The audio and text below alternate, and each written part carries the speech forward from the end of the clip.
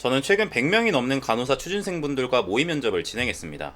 하지만 정말 안타깝게도 괜찮은 수준의 답변을 하는 사람의 비율은 10%도 채 되지 않았습니다. 근데 정말 다행히도 취준생분들은 딱 한 가지 개념을 알고 난 다음에 답변 수준이 월등히 좋아지는 모습을 보여주셨습니다. 그리고 지금 그 답변 수준을 월등하게 높였던 핵심 개념 한 가지에 대해 말씀드리려고 합니다. 고작 7분 정도의 영상이지만 이 개념을 잘 숙지하시면 여러분들은 적어도 실패하지 않는 면접을 하실 수 있게 될 겁니다. 꼭 끝까지 집중해서 봐주세요. 제목에서 말씀드린 면접에서 광탈하는 사람들의 답변 공통점은 바로 주장에 대한 근거가 없다는 것입니다. 주장에는 항상 근거가 따라 붙어야 합니다. 강점 질문에 대한 예시 하나를 들어보죠. 정말 안 좋은 답변 예시입니다. 저는 적극적이고 꼼꼼한 성격으로 문제 해결 능력이 좋습니다. 그래서 항상 여러 상황에서 적극적으로 문제를 해결하며 좋은 평을 들었습니다. 어떠셨나요? 방금 답변이 매력적으로 느껴지셨나요? 적극적이다, 꼼꼼하다, 문제 해결 능력이 좋다. 이 세 가지 키워드를 10초 동안 주장만 했습니다. 이런 경우 단 한 가지 키워드도 제대로 전달되지 않아요. 꼭 기억하시기 바랍니다. 한 가지 주장에는 한 가지 근거가 꼭 뒷받침되어야 합니다. 내가 이런 사람이다를 말하고 난 다음에는 이 말의 신뢰도를 높일 수 있는 근거가 꼭 나와야 한다는 소리입니다. 앞에 나온 안 좋은 예시를 고쳐보면 다음과 같습니다. 저는 문제 해결 능력이 좋습니다. 동아리에서 신입부원 가입률이 떨어지는 문제가 발생했을 때 모집 시스템을 개선하여 다음 학기 가입률을 400% 높인 경험이 있습니다. 이 답변을 듣고 어떤 느낌을 받으셨나요? 단순히 문제 해결 능력이 좋다만 말하는 것이 아니라 문제 상황에 대한 설명과 구체적인 결과를 언급함으로써 답변의 신뢰도가 굉장히 높아졌습니다. 이러한 신뢰도 있는 답변은 면접관에게 좋은 이미지를 남기게 됩니다. 그리고 기본적으로 한 가지 질문에는 한 가지 강점만 담는 게 좋아요. 그렇게 되면 답변 시간도 적절해지고 한 가지 강점이라도 제대로 담기만 한다면 충분히 좋은 점수를 얻어가실 수 있습니다. 주장에 대한 근거가 필요하다는 것을 이제 이해하셨다면 면접에서 주로 쓰이는 근거 3가지에 대해 말씀드리려고 합니다. 이 부분을 충분히 잘 이해하신다면 여러분들은 충분히 면접 마스터가 되실 수 있습니다. 첫 번째, 강점. 강점을 근거로 쓰는 대표적인 예시는 지원 동기입니다. 예를 들어보면 저는 땡땡병원의 고객 중심적 가치관이 저와 부합하다고 생각하여 지원했습니다.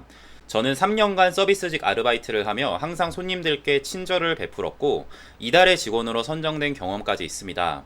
이러한 서비스 정신을 활용하여 땡땡병원을 찾는 환자들에게 만족을 주는 간호사가 되고 싶습니다. 어떤 느낌인지 이해하셨나요? 단순히 내 주장만 하기보단 그와 어울리는 나의 강점까지 언급함으로써 답변의 신뢰도를 높였습니다. 이처럼 한 줄짜리 강점을 근거로 드는 경우는 지원 동기 말고 본인의 생각을 물어보는 질문에도 적절히 활용할 수 있습니다. 예를 들어 태움에 대한 질문을 받았을 때 보통 본인의 생각만 나열해서 답변을 하는 경우가 많습니다. 하지만 그것보다 내 생각과 함께 저는 어려운 상황에 처한 사람을 돕는 태도를 갖고 있습니다. 이러한 역량을 활용해 앞으로 태움 문제에 대한 개선에도 힘쓰겠습니다. 라는 식으로 답변을 하면 훨씬 좋은 이미지를 줄 수 있겠죠. 흔히 쓰이는 근거 2번째, 경험. 이 경험은 스토리텔링 방식을 이용하여 내 이미지를 강조하는 방법입니다. 10가지 강점을 나열해서 주장하기만 하는 것보다 딱 한 가지 강점이라도 스토리텔링 형식으로 전달해 주는 것이 훨씬 좋은 이미지를 줍니다. 대표적으로 내 성격 혹은 강점 아니면 경험을 직접적으로 묻는 질문에 적절히 활용될 수 있습니다. 예를 들어 성격 장점을 묻는 질문에는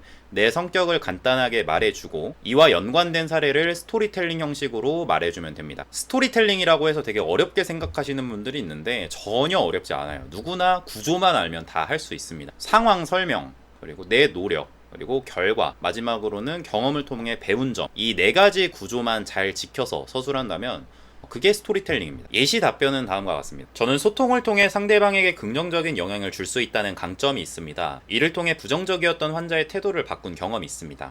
실습에서 항상 부정적인 말을 일삼는 환자가 있었습니다. 처음에는 이 환자에게 머리색이나 갖고 계시는 물건들이 이쁘다며 칭찬을 해드렸습니다. 그리고 가끔 미소를 보이실 때마다 그런 모습을 보니 저도 기분이 좋아진다고 말씀드렸습니다. 이렇게 매일같이 대화를 나눈 결과 환자분은 훨씬 표정이 밝아지셨고 부정적인 말도 잘 하지 않는 모습을 보이셨습니다. 이때 저의 관심과 노력이 환자에게 좋은 영향을 준 것 같아 큰 성취감을 느꼈습니다. 여기서 스토리텔링으로 근거를 만드실 때는 답변 시간이 40초가 넘어가지 않게 주의하시기 바랍니다. 마지막으로 흔히 쓰이는 근거 세 번째, 구체적인 포부. 포부를 근거로 쓰는 경우는 보통 면접관의 불안감을 해소하고자 할 때 씁니다. 예를 들면은 3교대 근무를 하면서 이 취미 활동을 계속할 수 있나요? 라는 질문이 있습니다. 이때는 내가 괜찮다는 것을 말하고 진짜 괜찮은 것을 보일 수 있는 구체적인 포부를 함께 언급해주면 좋습니다. 그래서 내 취미에 대해서 시간이나 장소에 대한 제약이 없는 활동이라 괜찮다. 입사 후 나오는 근무표에 따라 탄력적으로 일정을 계획하며 지속해 나갈 것이다. 라는 식으로 답변을 하면 좋겠죠. 구체적인 포부는 이 외에도 앞서 말씀드렸던 강점이나 경험과 잘 어울려서 마무리 형태로 많이 사용합니다. 이때 꼭 주의해야 할 부분이 한 가지 있습니다. 강점이나 경험 뒤에 포부를 넣으실 거면 꼭 그 내용과 어울리는 내용으로 마무리를 지으셔야 합니다. 말을 그럴듯하게 꾸미는 게 먼저가 아니라 내용과 맥락이 어울리는지가 가장 중요합니다. 예를 들어 강점으로 팀워크를 강조했는데 뒤에 포부에는 환자에게 최상의 간호를 제공하겠다 하면 안 된다는 거죠. 이럴 때는 팀워크와 잘 어울릴 수 있게 이러한 역량을 통해 팀원들과 화합하고 좋은 팀 분위기 형성에 기여하는 간호사가 되겠습니다. 라는 식으로 마무리 짓는 게 좋습니다. 이 영상에서 다뤘던 부분을 짧게 요약해서 다시 말씀드리겠습니다. 가장 중요한 것, 내 주장에는 항상 근거가 있어야 한다. 자주 쓰이는 근거로는 강점, 경험, 구체적인 포부 세 가지가 있다 였습니다. 영상 시청해주셔서 감사합니다. 이 외에 다뤘으면 하는 주제가 있거나 기타 궁금하신 사항이 있다면 댓글로 남겨주세요.